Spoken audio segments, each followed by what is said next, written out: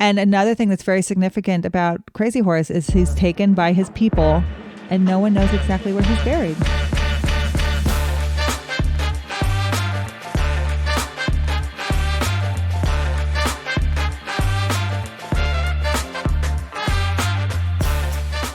Welcome to Talk with History. I'm your host, Scott, here with my wife and historian, Jen. Hello. On this podcast, we give you insights into our history-inspired world travels, YouTube channel journey, and examine history through deeper conversations with the curious, the explorers, and the history lovers out there.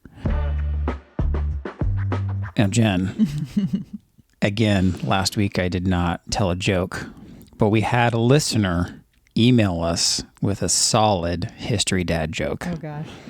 So this is from Susie Q. Susie Q actually left us a review before.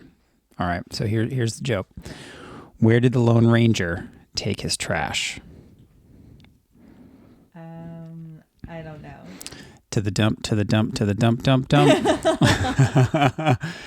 Again, if you're listening and that either made you roll your eyes or you have a better joke to tell, feel free to reach out to us through our website at talkwithhistory.com.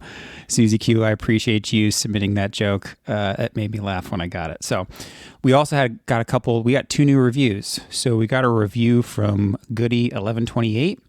5-star review. It says, what a cool idea for a podcast, sharing personal experiences and insights and bringing the listener along for the ride.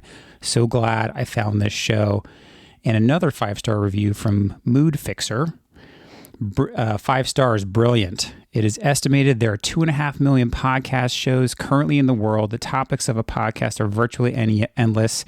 And yet I stumbled onto this podcast and found it to be brilliant, educational, entertaining, and enjoyable. A little bit of history buff myself.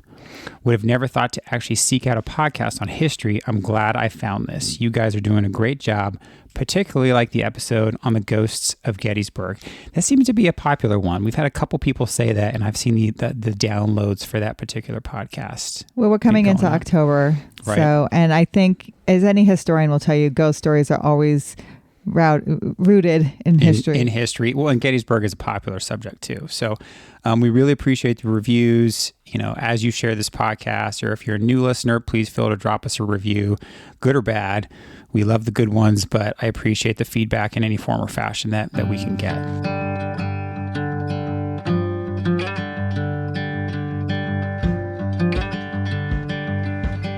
So today, we're exploring the remarkable life and enduring significance of Crazy Horse, the revered Native American leader of the Oglala Lakota tribe.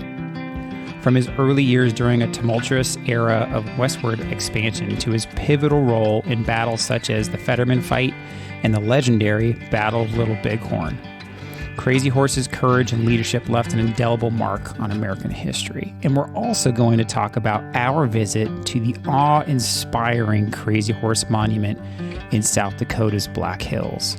This colossal sculpture, a work in progress, is dedicated to honoring Crazy Horse's memory and his unwavering commitment to preserving Lakota culture and traditions. So, Jen, let's kind of start off by talking about the man, the myth, the legend that is Crazy Horse. Sure. So he was born in 1840 around the Rapid City, Black Hills area.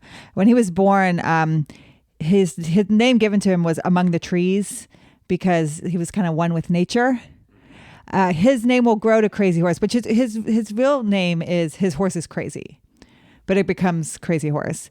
And this is the 1840s. So this is the beginning of all of this encroachment, homesteading, Oregon Trail, reservation. So this is where you're going to get all this kind of hardship. Yeah, westward expansion, the 49er gold rush, all that stuff. So he's very much brought up in that. And when you think of him as a warrior, as a fighter, you know, he's taken up arms. He's known for taking up arms against the federal government, fighting against this encroachment. And when we talk about encroachment, we talk about the American Indians had been given certain areas to live, reservations, through certain treaties. The most significant is the Treaty of Fort Laramie, and we've been to Fort Laramie. And that treaty gave the Lakota Sioux the land of the Black Hills. And when it's encroached upon, when they discover gold, you know, Crazy Horse is significant in that fight back. And so the Lakota Sioux, will move westward into the Montana area, and that's when you're going to get the Fetterman massacre. That's where the American Indians will take out a complete section of Army soldiers, and Crazy Horse is the leader. And then, of course, Battle of Little Bighorn. Yeah, and if you're curious to hear more about Fort Laramie, some of those treaties, or the Battle of Little Bighorn, we actually have previous episodes on those. So after you're done listening to this episode, we encourage you to go back and listen to our previous episodes specifically on those events. But what comes of this is he has great respect. When you think of Crazy Horse, I want you to think of like George Washington. Like, this is a person who is commanding great respect from having done the deed, from having been there, from having led people and survived. Yeah, I mean, he's right up there with Sitting Bull, right? I mean, these are names that even just the average American learn kind of growing up, learning American history. Yes, he's more of a warrior, and of course, Crazy Horse will never be a chief. He's young. Gotcha. But he's a warrior, and like when we talk about Bighorn, how he leads the fight. And he leads it between two brigades of Army soldiers as they're shooting at him, and he doesn't get shot at all. He becomes a myth, right? Just like George Washington, who would lead from the front and never get shot. It becomes this kind of myth to inspire your men to fight. And they believe that like the warriors, the Lakota warriors, were so inspired by him that's why he's depicted on this monument. Yeah, and I believe too that even after kind of some of these fights, like, as kind of the Native Americans' choice, right? They won a couple of these battles, and all of a sudden, the United States at the time said, "Oh, hell no!" Oh yeah, right. And then they sent a ton of soldiers out, away. and they squash it right away for right or wrong, and in many eyes see it as being kind of wrong, and depending on what lens you view it through.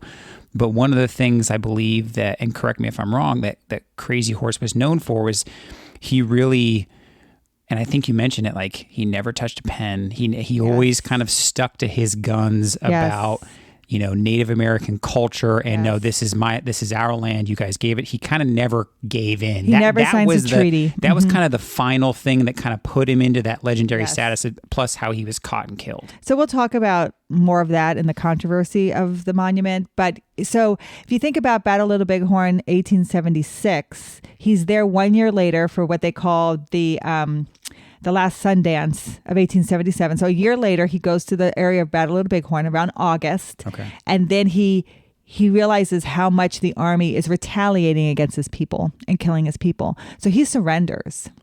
And he's taken to Fort Robinson in Nebraska, and he is killed September 5th, 1877. So if you think about August is the 1 year anniversary of Little Bighorn, and he's killed not even a month later. So he's taken to the fort, and when he gets into the guardhouse, he kind of scuffles with the soldier, and the soldier bayonets him. Yeah, so actually the day after this podcast will be released will be the anniversary of his death. And his last known words are, "I have spoken."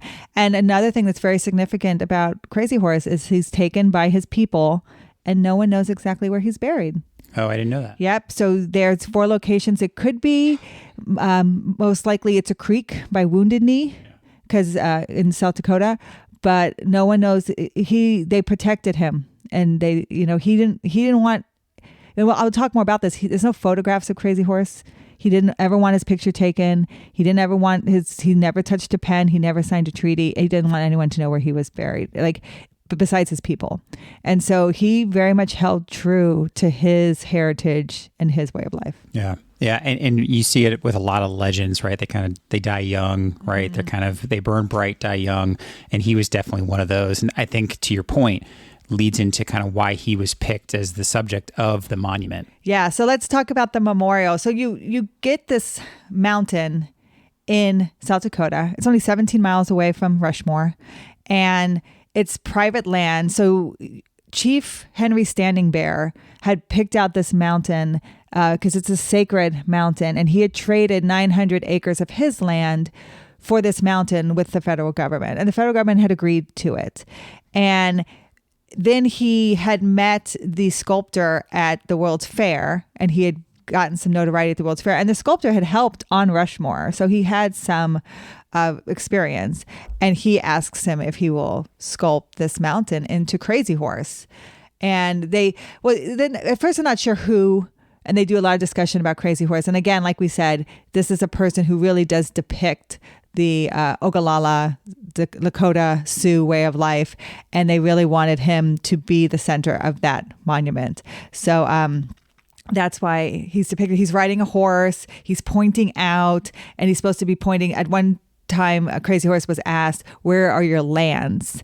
And he said, "It's where my dead lie." And he's supposed to be pointing out where his dead lie. You know, if you're going to pick such an kind of an epic monument to the Native American culture at the time, I mean, he really is like that embodiment. He's, I mean, you kind of, in a romantic way, he's like a James Dean, you know, but he really actually did stuff. He was out there fighting and leading and doing all the real stuff, you know, so much more historically significant, but he kind of had that aura about him. And so you could, the more you learn about it, when we went to visit the monument and we walked through the visitor center and learned more about, you know, Crazy Horse and the artist who ended up kind of, you know, starting the sculpture and all that stuff, it really was neat to learn about him. Yeah, and you think Crazy Horse is killed at 36, 37. No one knows exactly his age. But so the monument is such a young man, right? And he's shirtless, so you see all his muscles. He's very like, you know, he looks like he is a powerful man of the people.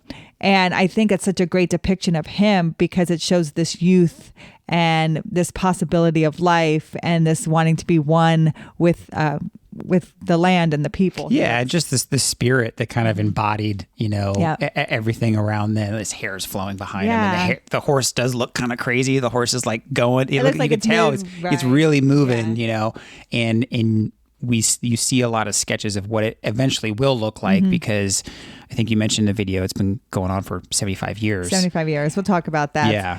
So, like I said, it's commissioned by Henry Standing Bear. He's a Lakota elder, and he commissions it June 3rd, 1948. And he commissions Korchoff Jolkowski. And Korchoff Jolkowski, again, is a sculptor that helps on Rushmore, and he is kind of coming into his own and has some examples of his sculpting at the World's Fair, which Standing Bear sees it. So he invites Jolkowski to South Dakota and, you know, presents him with this whole idea, and he agrees to it, and he brings his wife out, Ruth. They end up having 10 children, and they work on it until he dies. She works on it until she dies, and right now their children and grandchildren are the ones who are still leading up the building, the sculpting of the monument. It's operated by the Crazy Horse Memorial Foundation, and but it's taken so long and why it's so significant is this is a nonprofit and they don't accept any federal or state funding. So when you think of like Mount Rushmore, didn't take that long because it was completely funded by the federal government. You had all this money to build it, but Crazy Horse doesn't. Crazy Horse has to go through private donations. It has a foundation. So everyone who visits Crazy Horse, all of your money that you're paying, your entrance fee, your gift shop, anything you buy there, all goes into building Crazy Horse. And we'll put the link in the podcast here if you'd like to donate to Crazy Horse. Since it is a nonprofit, every donation helps. Yeah, we actually did get, and it was kind of a neat response to the video. And I always encourage folks to go watch the video, but it was a neat response because we didn't initially have that link in there, and people started asking like, "Hey, is there somewhere I can donate?" And we scrambled. We put the link in there, so there in the video description. It'll be in the podcast show notes description as well. Yeah, so if you go visit, you pay by car as you go in. So that's all you. It's really easy how you gain your entrance into the monument area. But when it's complete, it'll be the second tallest statue in the world, behind one in India. It's built out of Thunderhead Mountain, which I told you again before is sacred land of the Black Hills of the Lakota Sioux. It's going to be 640 feet long, 560 feet high, and his arm is going to stretch out. Like I said, his arm is pointing out 263 feet. Now, his face is about 87 feet long. And when you're like, okay, that's great. Well, each president on Mount Rushmore is 60 feet long. So if you think how significant, if you've ever been to Rushmore and seen how big that looks, Crazy Horse is going to be almost a third bigger, and his monument is 360 degrees. It's his whole body wrapped around.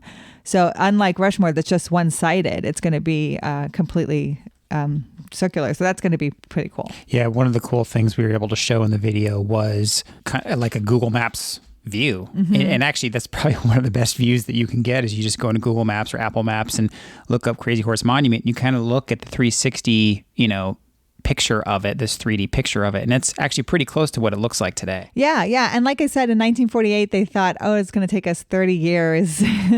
And now it's been 75 years. And as of today, there is no timeline for completion. But there is a plan. There is more. And I want people to understand that there's more than just the monument that is the plan for the whole area. The plan is for it to be this educational cultural center with the monument in the center of that whole plan. And they want a Native American museum. They want a Native American cultural center. They want a University of South Dakota satellite campus plus an Indian University of North America there. And so if you see the model in the video, it'll show like the buildings and like a football field and like dormitories. And it's a whole campus. It's a whole campus. They want this whole center with Crazy Horse as the monument or memorial. You can use the words interchangeably. I've seen monument and memorial for both in the center.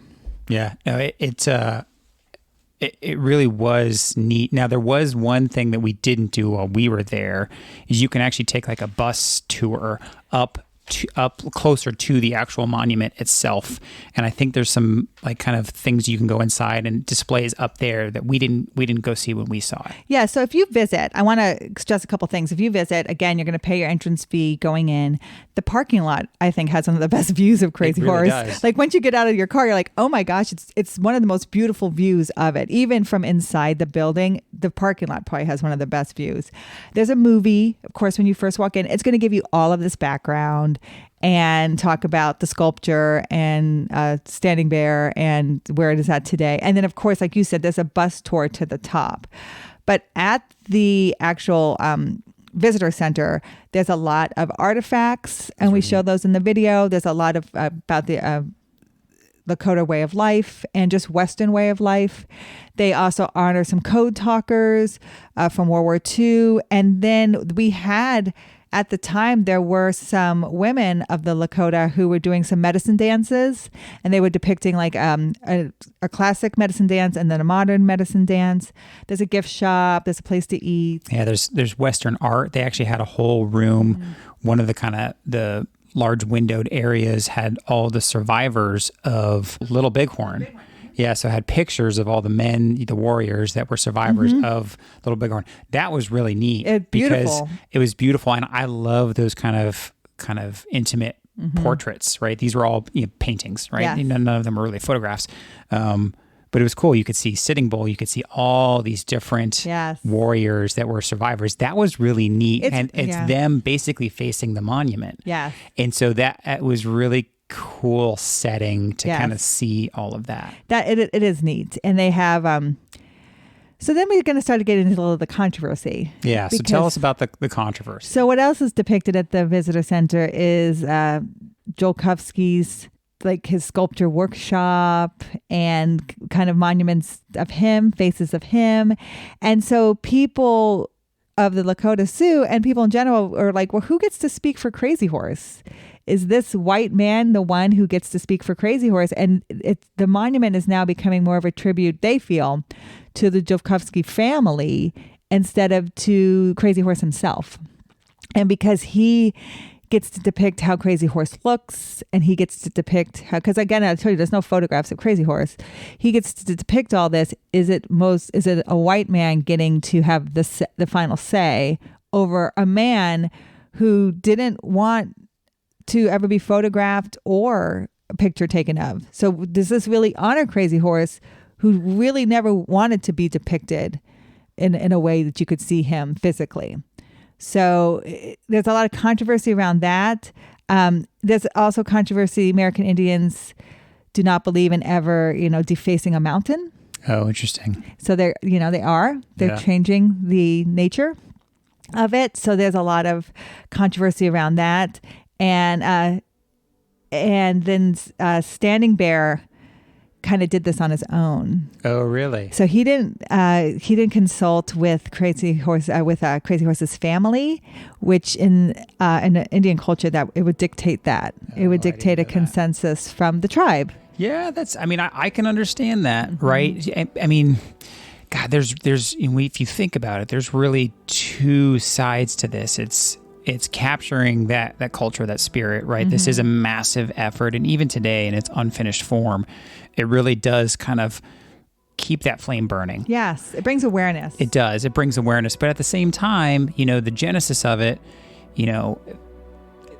to your point, right? He kind of should have consulted the family. Did the family want this? If the family had said no, what would he have? Would he have picked someone else? Would he have picked Sitting Bull? I don't know. And is it an insult to Crazy Horse, who never wanted to be photographed? Yeah, and now you're making him a permanent mountain? Like, you're supposed to be honoring Crazy Horse. Is it an honor for him? Yeah, that's an interesting thing to think about.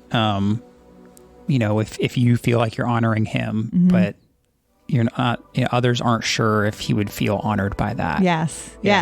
So just things to think about. But you and I both always talk about this. As a historian, we like the conversation. Sure.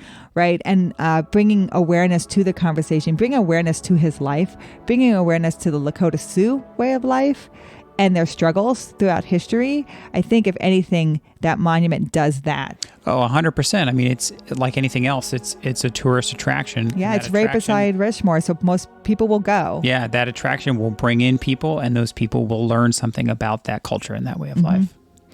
Yeah, I really enjoyed it. I don't think I had done it when I was a kid.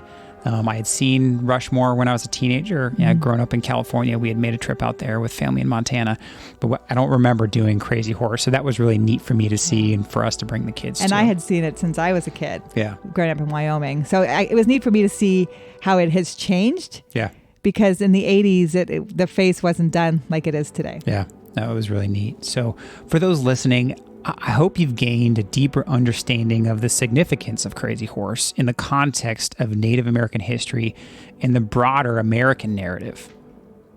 As we continue our journey through the annals of history, remember that these stories are not just about the past, they are a reflection of the present and a guide to the future.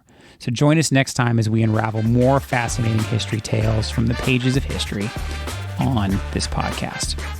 If you want to support the future of this podcast, you can do that over at talkwithhistory.com/support. We rely on you, our community, to grow, and we appreciate you all every day. We'll talk to you next time. Thank you.